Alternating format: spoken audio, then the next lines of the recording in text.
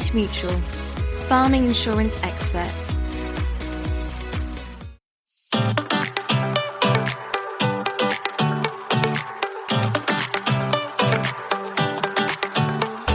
Hello and welcome to the final episode of Series 5 of Farming Focus. I'm your host, Peter Green. It's been another brilliant series, and I want to thank all of my guests who have come on the show over the past few months to give us their insights and expertise. Today, we're taking a look back at some of the key moments and themes from the series, exploring what we've learned and what it all means for the future of farming. Joining me today is Becki Reay, who is head of UK corporate at Asterra, the dairy group within AB Agri Ltd. Working with the whole dairy supply chain, processors, retailers and influencers in the UK dairy industry, Becki's got a really broad experience in delivering strategic consultancy covering insights into UK and global milk market dynamics, milk pricing models and change management. In her early career, Becki worked in various technical, advisory, project management and relationship manager roles before joining Kite Consulting in 2019. As part of her role at Asterra, she's also producer of the weekly Kite podcast, which is always worth a listen. Becki, welcome to Farming Focus. Thanks, Peter. It's a real treat to be on somebody else's podcast and have the pressure on the other way around. Oh, well, that's certainly turned the tables. I now feel like I am really under pressure to make sure it's a particularly good episode, but I'm sure we'll do our best together. As we heard there in the introduction, you've got a really broad role and loads of experience. Before we get into the clips from our latest series of Farming Focus, can you just tell us a little bit more about yourself and your career, please? Yes, of course. I'll try not to go back to nappies, but Dad was or moved to the farm when I was 4. Dad was he'd hate me saying this, but a hobby farmer, really, sort of small holding, and got going that way. So I know the right end of a shovel and which way to push the wheelbarrow. To sort of professional career and education, did a degree in animal science, got a bit of a technical background. Early career worked for Dovecote Park, which is beef processor, did a farmer-facing and liaison role, farm advisory, sort of going on farm literally and selecting finished cattle. And then Dovecote is and was at the time the dedicated beef supplier to Waitrose, so that sort of introduced me to integrated supply chains and sort of first crossover into that retailer engagement area. Did a bit of a technical field sales role for a short period, and then was at AHDB for several years looking at knowledge exchange and change management, and then to Kite 6, 7, 8 years ago now, and now head up the UK corporate team for Asterra, as you've mentioned. So I oversee all of our processor, retailer and supply chain relationships, and I lead the team who deliver those farmer engagement programs. So working with dairy processors and retailers and supply chain on a daily basis. And I suppose I won't say it's the flip because it's still me, but anybody who listens to Kite podcast will know I'm a very proud Yorkshire woman. And I suppose personally got a little boy who's 7 and teaching me all sorts of sass about my own personality as it comes back to me nowadays. Yeah, I know that pain. We got 7-year-old twins, and my heart goes out to you. Wow, you've got a lot of fingers in a lot of pies. So we look forward to getting some of your insights through the podcast today. Thank you, Becki. So let's start looking at Series 5 of the show. So back in episode 1, we discussed mentorship with Helen Wyman from Toucan Mentor and dairy farmer George Holmes, and asked whether having a mentor can make you a better farmer. I asked George specifically what his experience of mentoring has been through his career. My experience is much more around informal mentoring, I think, as Helen described originally, and it's been incredibly important to my career. I certainly have been mentored by others, and I hope I have been a mentor to some others during that period. For me, the biggest source of it was probably through discussion groups, where I was working with other farmers and learning an awful lot from them. And the to and fro of discussion is very much really a sort of a mentorship relationship in a way, or a mentee mentorship relationship, or the way I've used it.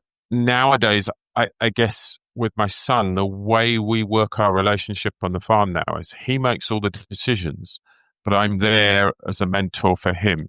And we discuss things and we talk to each other. Although occasionally I have to say some of his experience, which in some areas can be mentorship for me. And I experienced the same thing during my MBA, where some of the people I was with on my course had significant big business experience, particularly one guy who was a marketeer and had some fairly high-powered marketeering positions. And I learned an awful lot from him as part of my MBA. So that's Dorset dairy farmer George Holmes. George explained how two-way mentoring has benefited him when he was talking about his relationship with his son through the business. Becki, nice easy one to start. What role do you think mentoring can play in the industry? Thanks for that hard pass, Peter. And I'm hoping neither George or Helen is going to listen back to this and mark my homework, because that they are definitely the experts. But I mean, it's always that one, isn't it? And I'm always a bit confused, if I'm honest, between mentoring and coaching, and people use those quite interchangeably. And that two-way mentoring piece that George talked about, the traditional mentor-mentee relationship that you think about is one giving to the other. But I was reflecting on this about, so much of this is just about been learning and been open to learning and been, I don't know, a good human being, been wanting to be connected to other people, wanting to support people to succeed and them to support you, to collaborate, to have a trusted sounding board and see people grow into themselves and you grow into yourself. So I think there's a big role for mentoring in the industry, and I think it's really interesting and quite humbling to listen to George talk about the discussion groups, the farmer discussion groups that been a form of mentoring, particularly as that's a lot of my background in over the last probably 15 years. And we talk about the answer being in the room. So although you sort of stood there as a consultant and people sort of look to you to provide the answer, really what we do is facilitate conversations and facilitate mentoring. And it's interesting how many times you go back to meetings, and I think this is probably the same on individual mentoring relationships, and it's not necessarily, in my opinion, always about the knowledge or the information. It's having the confidence that you've thought through the decision-making process and the sounding board and that person acting as the support, or that group of people acting as the support. And it's interesting how many times you go back to group meetings 6 months later and listen to the change that maybe, an issue that somebody brought up at the previous meeting, and they use the words, I would have never had the confidence to do this if it wasn't for the group discussions that we'd had in the room. And I think for people and for farmers running business, having the confidence to make change. And I think it's really interesting, talking specifically about the example you've given there, Becki, that quite often the confidence doesn't come, dare I say, from the consultant. It actually comes from the peer network. The guys who are walking the same walk, the guys and girls who are walking the same walk as that farmer who's maybe got an issue. And I really like the point you make that actually what we're looking at here when we're thinking about change and having the confidence to do things, it's the process as much as it is the actual final answer, the solution that you come up with. The final solution will differ farm to farm. We've all got different context, but it's that process, the way that we've worked through, making sure that we're doing so in a way which exhausts all the options and that leaves us feeling we've made the right decision. And a good mentor or a good mentoring group, I'm really fortunate that once a month I sit in a leadership team meeting with 10 other people who've all got different specialisms, different ideas, different ways of looking at things. And I get to bounce around, I'm thinking this, or what about that? Or, strategically, am I doing the right thing? Or, and farmers don't have those monthly board meetings, or most farming business. They have them informally around the kitchen table, but it's making the space and time to go and test your ideas and ask for feedback, and like you would in other sectors, or like you would in, sort of more corporate businesses, maybe that's the role that mentoring plays. Maybe it acts a little bit like the boardroom. So we're underlining the value of trying to make space and time to undertake that process, to try and step back and holistically look at the decision process and what we've done. And actually, that was something we talked about in episode 2 with Nikki Yoxall, Andrew Brewer. It's that making space. It's that holistic view of things. So I will move on. The next clip is from episode 4, where we were actually discussing technology, data, online farm management with Matt Dobbs and Adam Short. And I asked Adam where farmers with more limited resources, perhaps in terms of cash and time, could start when it comes to investing in technology. I think it probably comes back to, something that Isaac, a colleague of mine, said on a previous episode with you. He talked about spending a bit more time working on the farm, not in the farm, on the business, not in the business. I think it comes back to that. I think you've got to start from the point of view that you're clear about what you're trying to achieve. It would be really easy to say what farmers need to do to get a handle on what's out there, what the potential is they just need to get out more, and I think that was probably the way that I was tempted to answer this originally. Go to conferences, go to shows, and meet other farmers, look to other countries. I mean, that's definitely in there, but that's very, very solution first focused. You've got to know why you're doing it. So Adam Short from AHDB is talking quite specifically about technology and the reasons for taking it up. There's lots of technology available now, but I'd like to just take a little bit more of a holistic view to get your ideas on Adam's response there, Becki. So there's a number of paths facing businesses throughout our industry. Do we intensify? Do we extensify? Do we diversify? Or perhaps even sell up with the changes that are coming down the road to IHT? How accurate is it to suggest that before making decisions on the paths our businesses will pursue, whether that's investing in a certain sort of technology or a new strategic direction, how accurate is it to say that we need to understand our why, our mission, our purpose in order to make the right decision? My LinkedIn profile, the sort of commentary that you put at the top, there's just a quote which says, people don't buy what you do, they buy why you do it, and what you do simply proves what you believe. And it's a quote from a book called Start With Why by Simon Sinek. Yeah. And that's particularly about sort of a marketing, and it uses Apple as an example about why people buy into certain brands and what have you. But I 100% agree with Adam in the context of, anything you do in your farm business, but just again, anything that you do in life, if you want to take it out, we should be living passionately and authentically and doing the things that feel right. And to me, it feels right when it's driven by a sort of higher, bigger purpose. And what you're doing then is in sync with that bigger sort of objective. And the team or anybody who sit next to me in meetings will tell you, Peter, that I drive them absolutely up the wall, because I'd literally sit there and say, why are we discussing this? What we think, why are we doing this? What are we trying to achieve? Where does it feed into the big goal? And, you have to ask it 4, 5, 6, 7 times. And sometimes you get the mum answer, which is just because I said.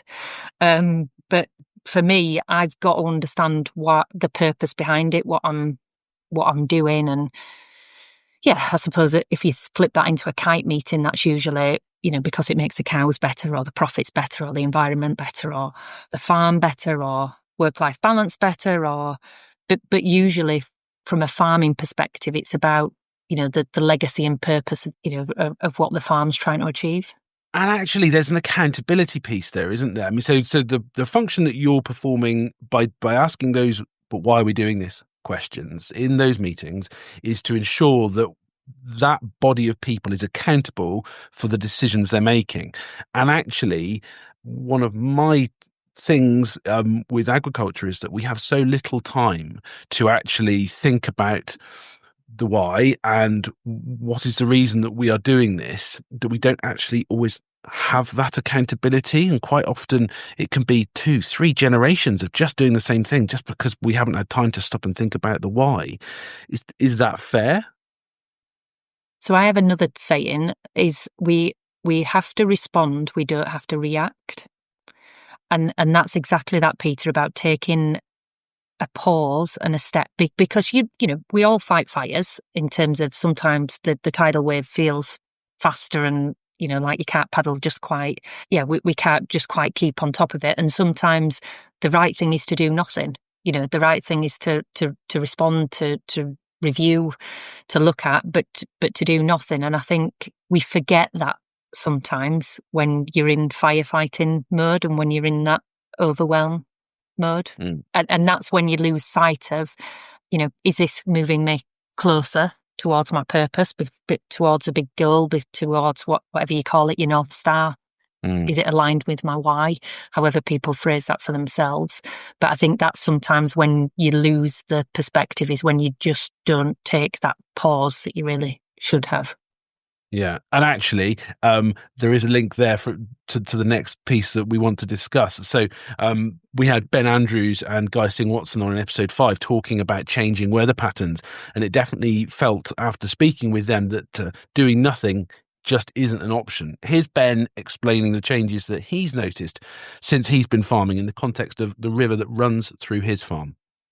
The river that runs through the farm, it's both a blessing and a curse. We have irrigation water for the veg, but then also we have some pretty catastrophic flooding events, which have noticeably been getting worse. Just over the last 5 years, the number of flooding incidents has been getting more frequent, more severe, and for longer, which is a bit odd saying that because we're now just being announced as being in a drought. So it's one or the other, isn't it?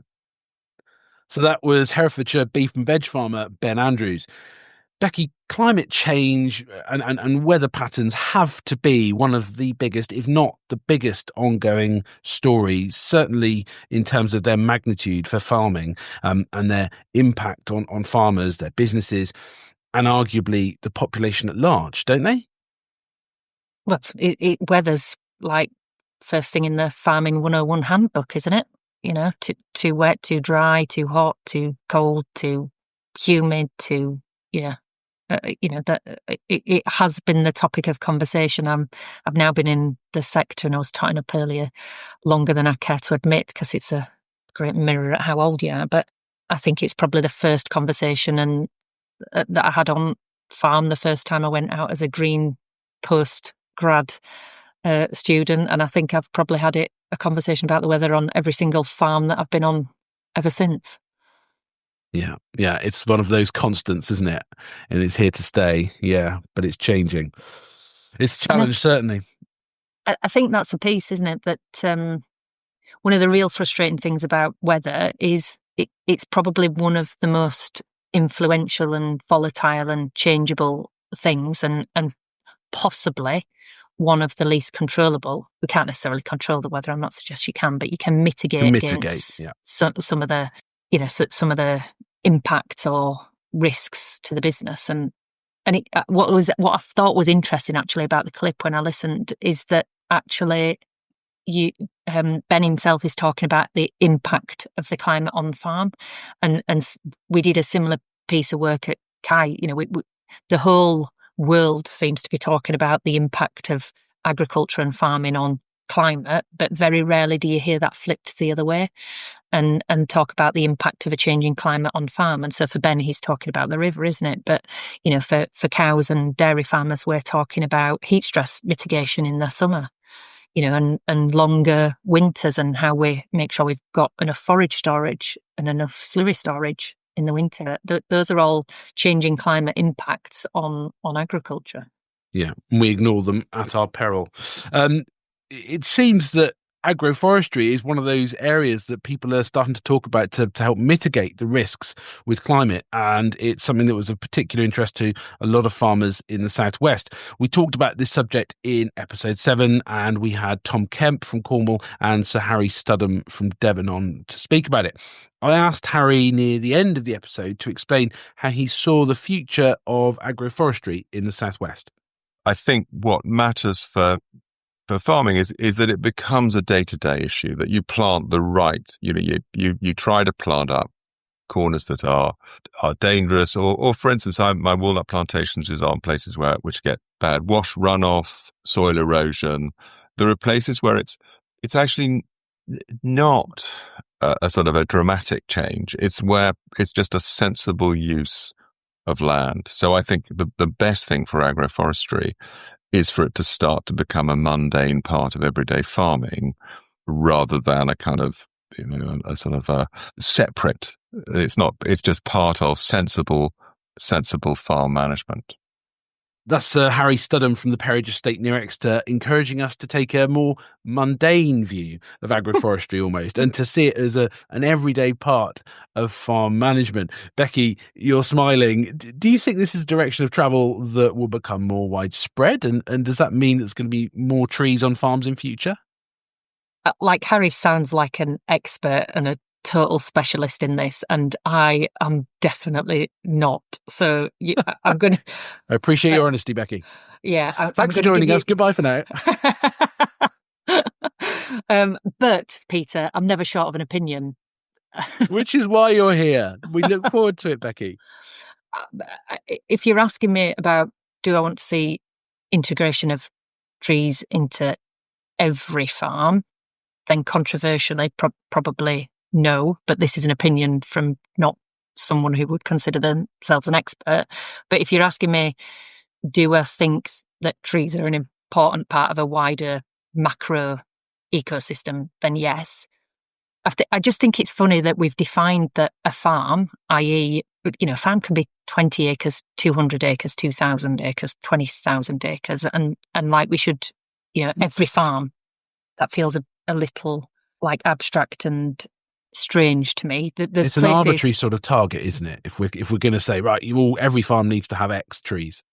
Well, and I think we covered it on the podcast, and I think it was Will Evans who made the comment about, I think there was an expectation in Wales that there was a percentage that every farm should have, and that just seems nuts to me. Like, there are some places in the world where there shouldn't be anything else other than trees, and not even in the world, in the locality, like Dartmoor or in the Highlands of Scotland, there should be trees there, and there shouldn't be a right lot of other stuff in between.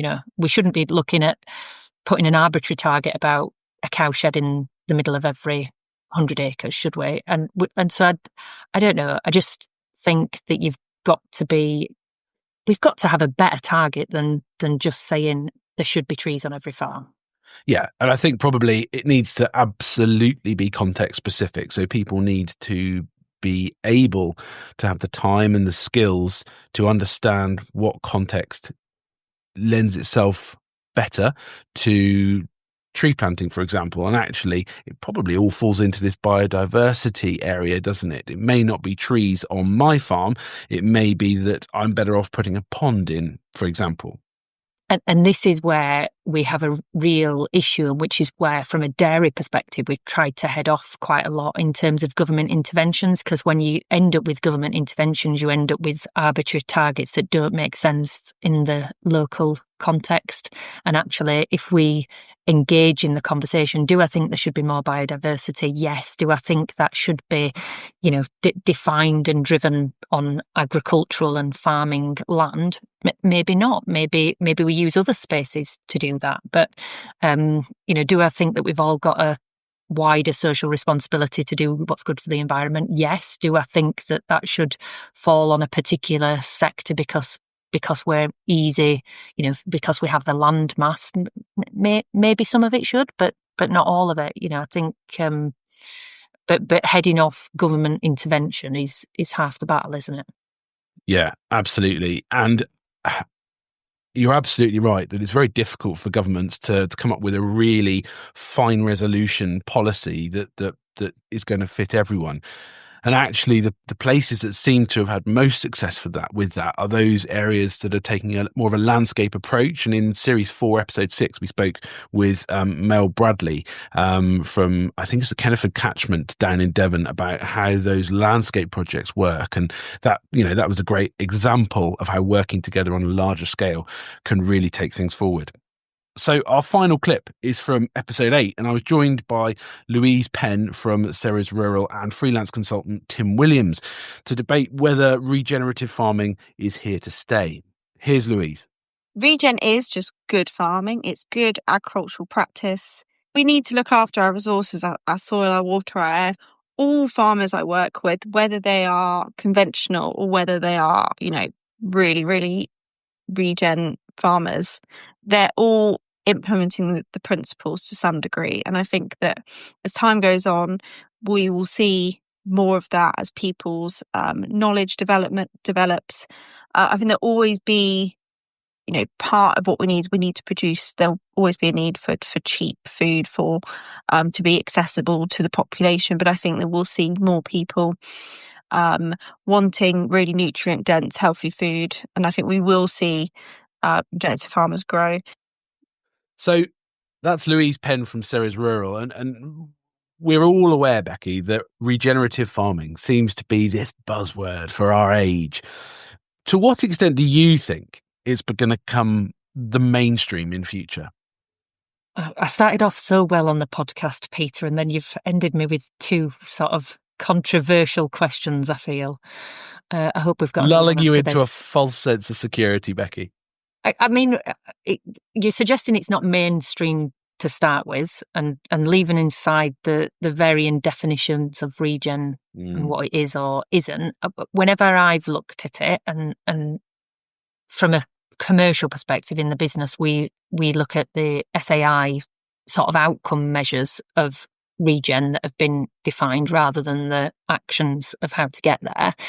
Whenever I've looked at it, it just feels like a little bit of a rebrand of farming and circularity and management of the ecosystem, just with a bit of a rebrand and a slight shift of focus or re-emphasis. Like farming is about circularity. It's about efficient cycling of resources. It's what the foundations and the fundamentals of farming is and has been for billions of centuries. And, and it's about farmers having a conscience and, putting as much into the system as they take out of it. And if there's a need for regen as a marketing differentiation point, then I'm reasonably happy with that as, with regen as a sort of principle and or a label for a relabel for what farming is.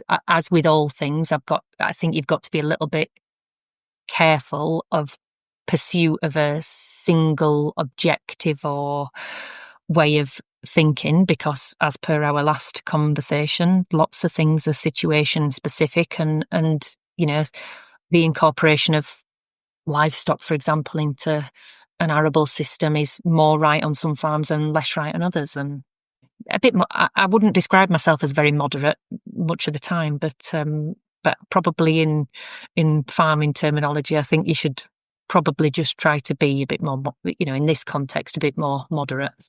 Yeah. I really like the point you were sort of making there about having about the need to be cautious when we're pursuing just one goal. And I think one thing which I'd add onto that point is, to me personally, it feels like there is such fluidity around the definition and the things that we need to do and achieve. So you talked about those lag measures being what sort of kite might use, but actually some people go on the lead measures, the things you do in order to hopefully achieve it. There's such fluidity on them, and it is so context specific, as you've just touched on, as to what works, what's needed. My organic matters here are between 8 and 12. There's probably less need for me to be worried about taking actions on that than there are on other farms, perhaps in the east of the country. So, it is a real challenge to have one title for something which has so many moving parts.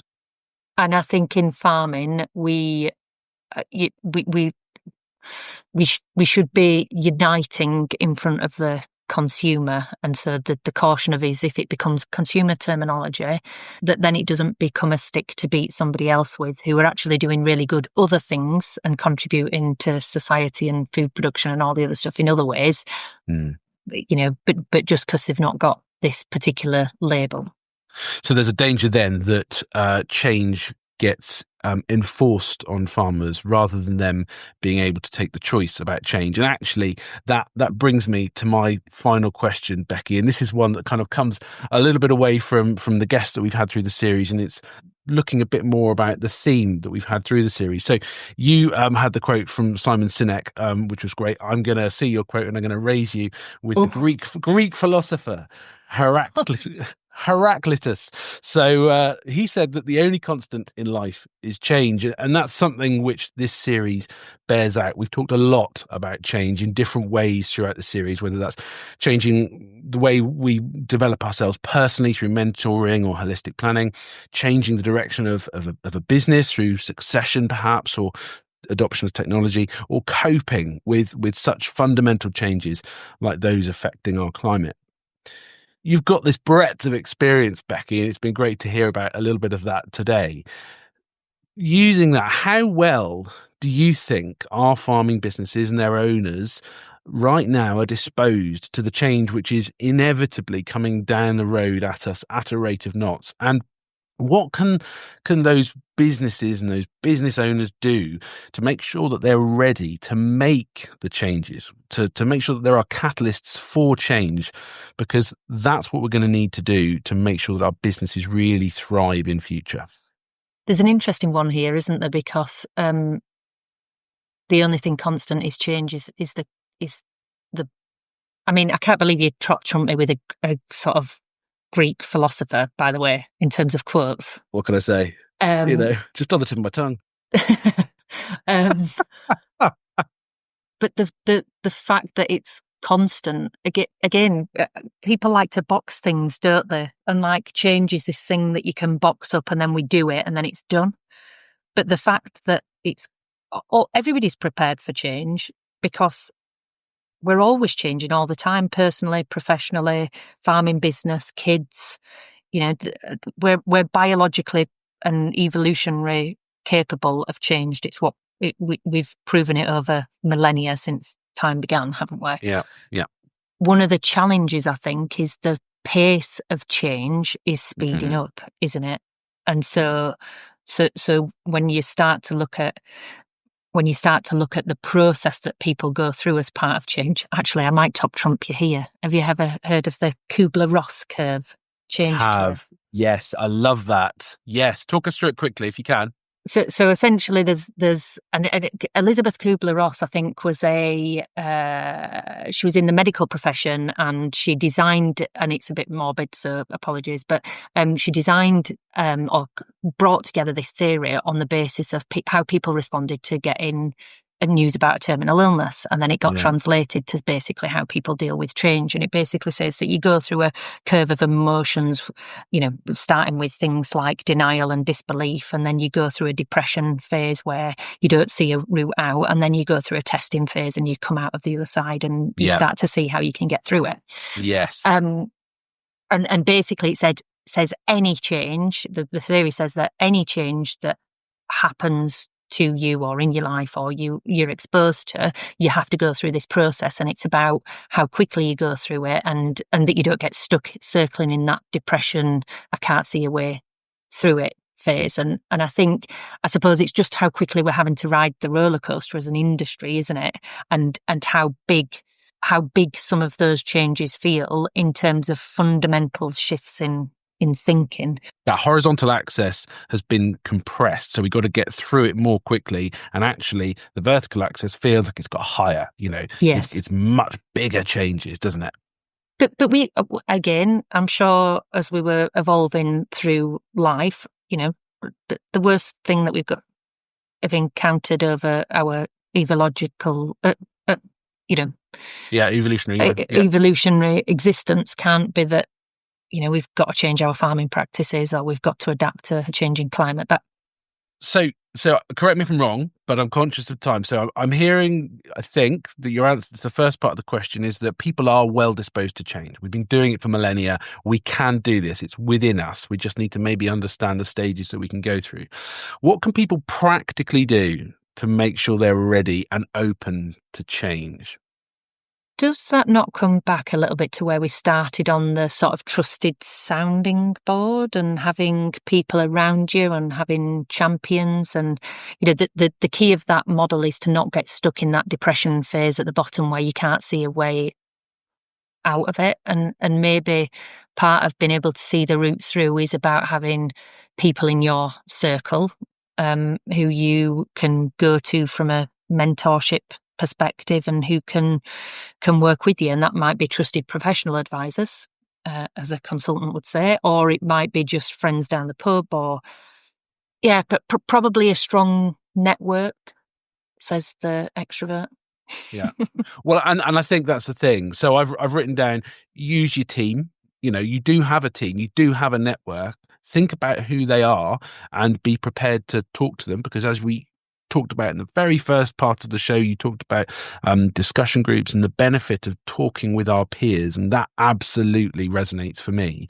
But I've written, don't shut yourself away. And like you, I'm an extrovert. It's easier when I get energy from other people for me to do that. It's not for everyone. And I think it's just about encouraging people to maybe consider what not shutting themselves away looks like for them. So for some people, it might be engaging with the farming forum. For some people, it might be just one friend they've got that they are comfortable with. But look at your team, look at who the team that's supporting you is. I think that's what we're saying, isn't it, Becki? Well summarised, Peter. We're both extroverts, but you're clearly more coherent than me. Oh, I definitely wouldn't agree with that. Becki, it's been such a privilege having you on of our season 5 series ender. It's just been great to talk with you, to go through some of what we've heard and to get your thoughts on those pieces and more besides. So thank you ever so much for coming on, and look forward to hearing you again on the Kite podcast soon. I've really enjoyed it, Peter. Thanks so much. Cornish Mutual, farming insurance experts. Well, that's it for today's episode. A massive thank you to my guest, Becki Reay. That's also it for Series 5. However, I'm very pleased to announce that we will soon start recording of Series 6. To ensure that you don't miss the launch of that, subscribe to the show wherever you're listening. In the meantime, if you'd like to get in touch with us or have any feedback or comments on this series, do email podcast@cornishmutual.co.uk. Check out the show notes for more information on today's episode, including the link to our podcast disclaimer. You've been listening to Farming Focus, brought to you by Cornish Mutual. I've been Peter Green, and until next series, it's goodbye from me and everyone in the Cornish Mutual podcast team. Cornish Mutual, farming insurance experts.